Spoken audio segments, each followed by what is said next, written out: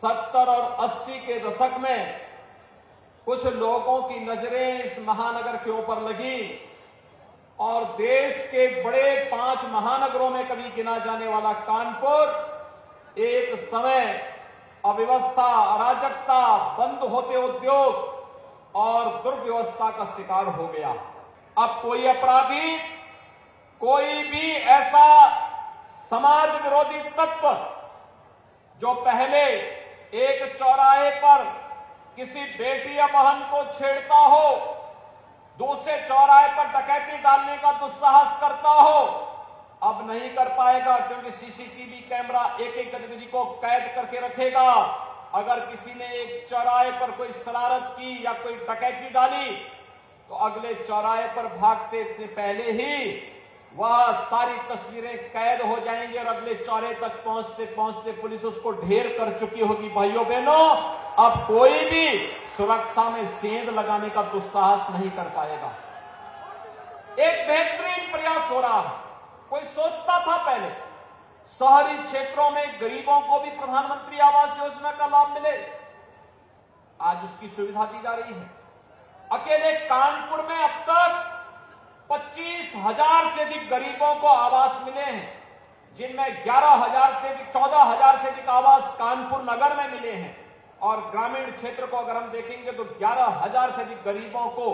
ग्रामीण क्षेत्र में भी प्रधानमंत्री आवास योजना का लाभ मिला है। स्ट्रीट वेंडर, कोई सोचता था ठेला, खोमचा, रेड़ी लगाने वाले, मुझे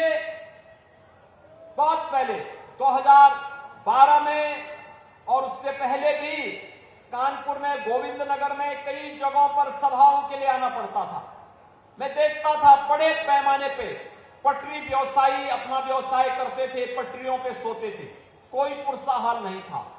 आज भाइयों बहनों पहली बार हुआ है प्रधानमंत्री मोदी जी के विजन और उनके मार्गदर्शन में